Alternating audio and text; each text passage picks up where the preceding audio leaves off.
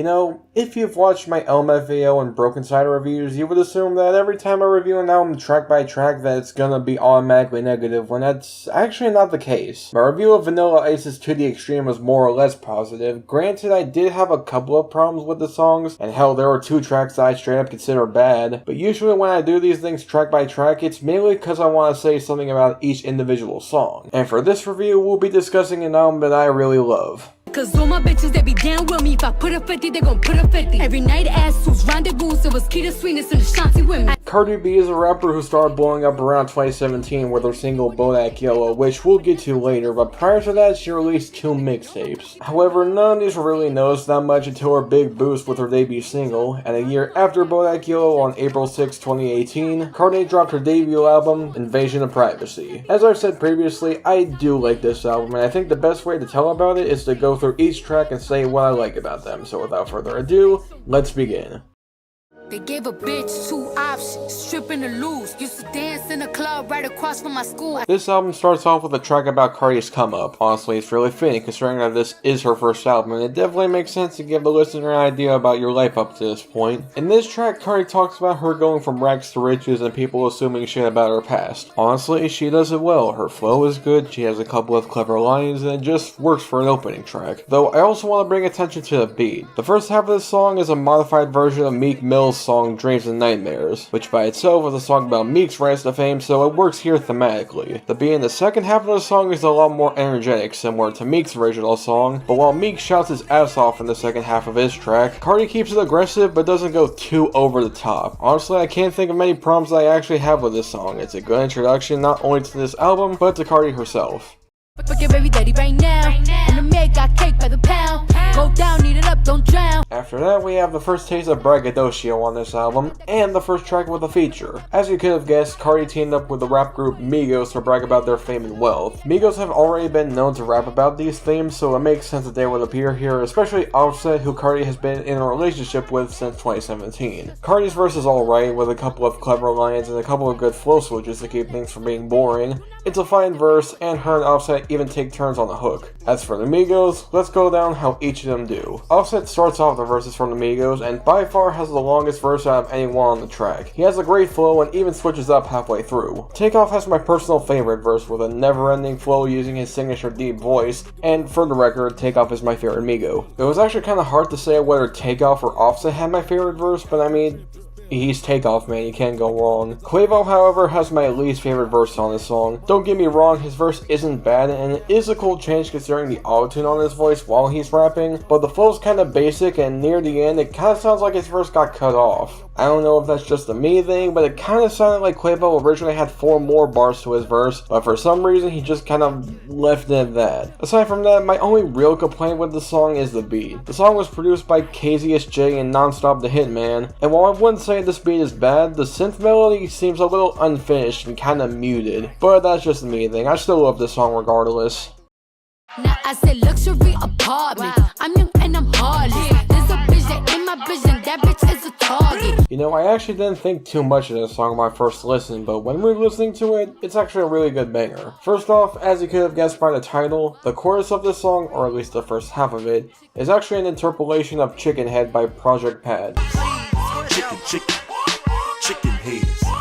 Chicken, chicken, chicken heads. That guap, guap, get some chicken. Guap, guap, get some bread. Guap, guap, get some chicken. Guap, guap, get some bread. Except while on Pat's song, he uses the sound of chickens to talk about chicken heads, which are bitches who give a lot of head. Cardi takes it and changes the blocks to guap, meaning money, which I think was a pretty cool switch up. Second, I think this is a good time to bring attention to one of my favorite things about Cardi, her flow. Her flow is one that I don't think I've ever heard before, and even if I did, I think Cardi does hers really well. She keeps on going and going, and I don't think I've ever heard a song from her where her flow is bad. As for her lyrics, it's a typical bragging about money, sex, and all that shit, but honestly, Cardi's flow and personality make it to where it doesn't even matter what the song's about. Oh yeah, and there's this part. Pop that pussy like you and pop that pussy in a while. Pop that pussy like poppin' pussy is going out of style. Pop that pussy while you work. Yeah, I have a theory that this part is about sex. I could be wrong, but that's what I believe. Overall, I do like this song, it just isn't all that noteworthy in my opinion.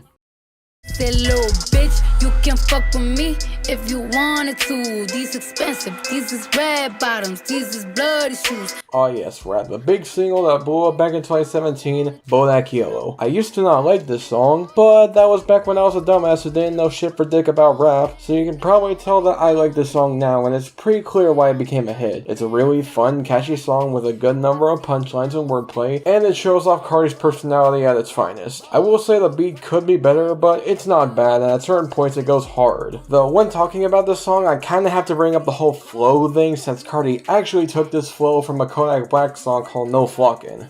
I don't talk to you, so don't you talk to me. I ain't dissing on nobody beat, I'm vibing on the beat. I be in and out them banks so much I know they tired of me.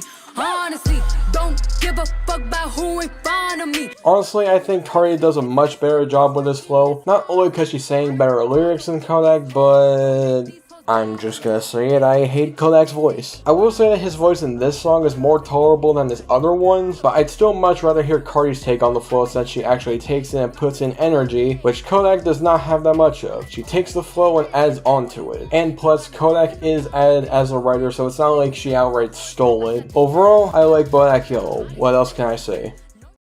Man, I thought you would've learned a lesson about liking pictures, not returning texts. This is one of the very few tracks on the album where Cardi takes a break from bragging for a second to talk about something a little more serious. Infidelity. Now, there has been speculation on whether this is directed at Offset, who was accused of cheating at the time. However, Cardi has said that the song is not about him, so who really knows? Regardless of who this song is about though, Cardi really makes it work.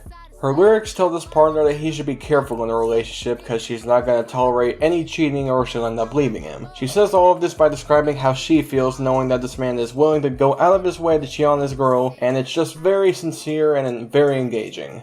The hook this time around is actually sung by Cardi herself, and while she isn't an amazing singer, she's not bad at it, and it's sung in a very soft way that fits the already great beat courtesy of Frank Dukes, Boy 1DA, and Vinyls. If you didn't like the bragging tracks before, I'm sure you'll like this song. This gets a pass from me easily. I was in the field, man, I slaved for this. Had to talk to God, drop down and pray for this. And we head back to the braggadocio with Best Life, and I gotta say, I really like this song. Except this time, Cardi adds a little bit of how people want to see her fall, so it isn't just about bragging about her riches. Cardi, as usual, has some great flows and even has a couple of good punchlines. I personally like the line, "You a pussy and a rat, you like Tom and Jerry." I thought that was pretty clever. However, I think the main star of the track is the featured artist, Chance the Rapper. In my opinion, he absolutely kills his verse. He starts off simple, but starts to speed up his flow and even adds in some multi-syllabic rhymes. He even sing raps at a certain point, and it sounds great because, you know, Chance is a good singer. Gotta work magic, gotta work magic, gotta work magic in my life. And that guala like Ayala, cause that bag just fixed my life. He also takes over the hook on this one, and it actually sounds really good, especially with the lines about how he made a couple M's with his best friends and turned all his L's into lessons. Like Cardi's line earlier, I thought that was pretty clever as well. Overall, I really like this song. It's a good song, and I think it kind of gets overlooked. Like, come on, people gotta love this song more. I like texts from my exes when they want a second chance. I like proving niggas wrong. I do what they say I can't. This was actually the other track on this album to go on number 1, and trust me, it's easy to see why. First of all, this song uses samples from 2 Pete Rodriguez songs, I Like It Like That and Oh That's Nice.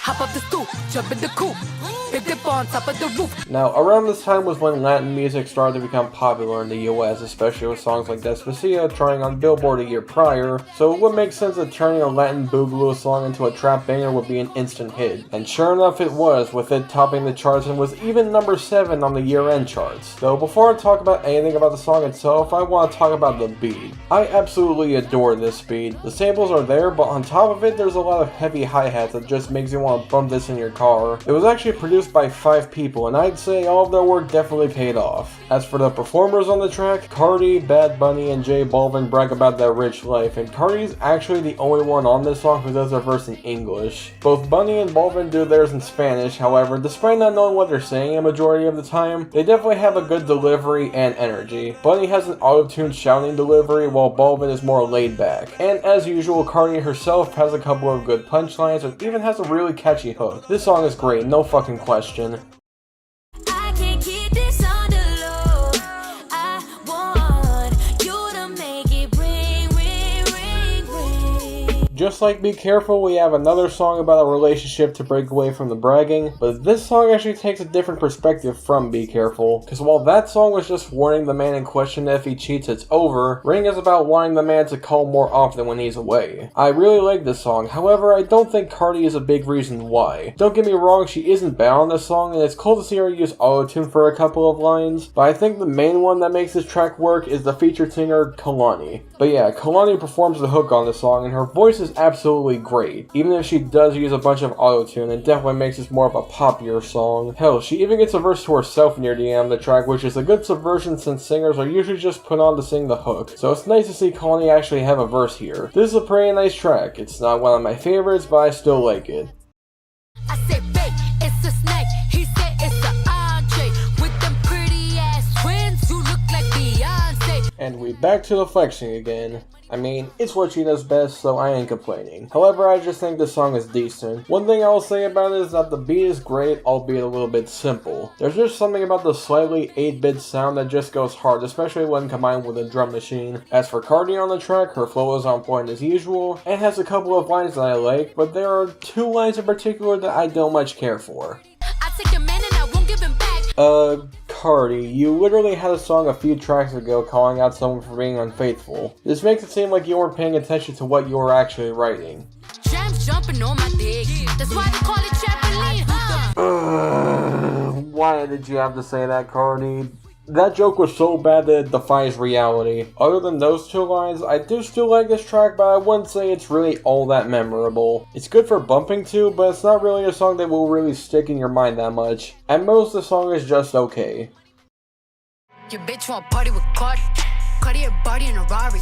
Diamonds all over my body. Shining all over my body. Cardi got your bitch on Molly. Believe it or not, this was actually the single released after Bodak Yellow, and honestly, I think it really shouldn't have been a single. It's not because the song's bad, in fact, I actually like it, but this song, you know, doesn't sound like a single. But onto the song itself, Cardi definitely steals the show based on her flow alone. She goes a little faster at certain parts, but she manages to keep a consistently good flow, especially in her second verse. I also like the beats of this song, but I feel I really shouldn't, considering it only consists of a really low droning synth. But I don't know, something about it just works for me. And if you were looking at the screen, you would have seen that 21 Savage features on this song, and has a verse that normally I would hate, but it's just so dumb and goofy that I can't help but love it. I especially love it when he says the ever-memeable line of, I like hot sauce on my chicken. what an absolute Chad, I tell you. Also, this is a random thing to bring up, but it's weird seeing a feature on the song with the main artist's name on it. The only other songs I can think of that do this are Forgot About Dre and Bitch I'm Madonna, but it's kinda weird since, I mean, the other person is most definitely not the main artist. Not that it's a problem, I just find it a bit weird. Other than that, I like this song. That ass, that ass, that ass, that ass, that ass, that ass, that ass, that ass. This is by far my least favorite song on the album, no question. I have no idea why YG thought it was a good idea to whisper his lines throughout the song. I thought we learned from the Yin Yang Twins that this shit isn't okay. It's especially bad because YG not only has a verse, but does the hook as well. Gucci bag, Gucci bag, Gucci bag, Fendi bag, Prada bag, Louis bag, Gucci bag, Gucci bag. Yeah, you can kind of tell that YG single-handedly brings this song down hard. It's honestly really sad because the beat, courtesy of DJ Mustard, actually goes hard as fuck here, especially with the loud as fuck drums. So YG's whispering doesn't exactly go good with this beat. Cardi has a couple of verses that she has the flow and multi-syllabic rhymes that she's known for, but I'd say it really isn't anything that special. But I'll gladly take them over YG repeating that ass over and over again. Seriously, YG, what the fuck is wrong with you? I just wanna break up all your shit.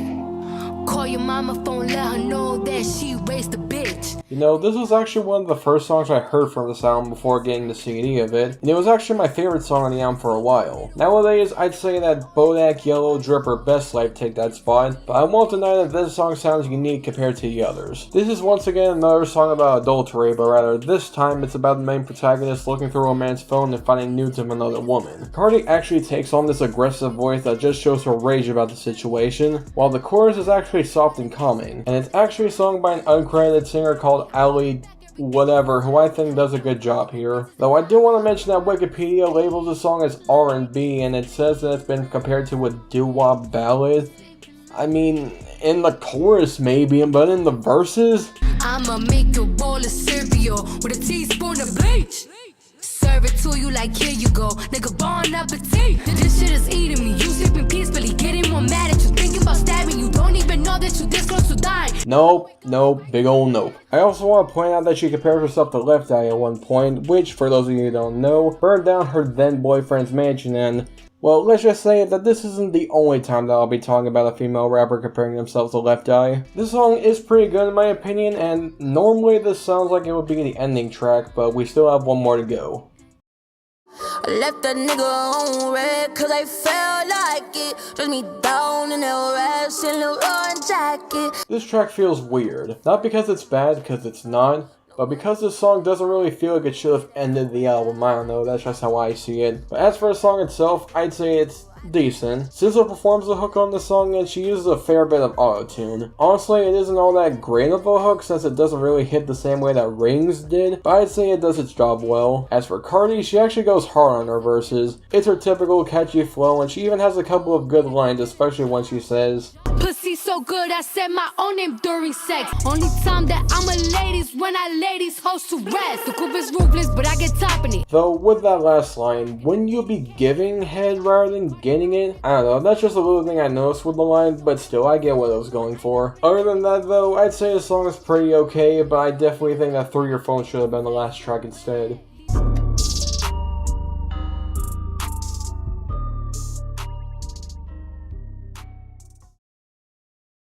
And that's my review of Cardi B's Invasion of Privacy. My thoughts on the album? I think it's a pretty good debut. Cardi set her best foot forward with this one, with a ton of catchy flows, clever wordplay, personality, and songs that aren't she-bad. I tend to spin this album very often, and I don't think it's hard to see why. However, one complaint I have with it is that it definitely has some repetitive subject matters. With the exception of Get Up 10, every song is either about flexing or relationships. Now, on their own, these aren't bad topics to rap about, but I'd imagine for some people they'd get bold really quick. Hopefully on our next upcoming album, she'll make songs about more diverse topics. Though we actually have gotten 2 singles from said album, WAP with Megan Thee Stallion, which is great, and Up, which is meh, but I could see it being a good banger. I give this album a 7 out of 10. If Cardi can fix these issues, then I'm sure that her next album score will be much higher. Anyways, this has been Slayer, signing out.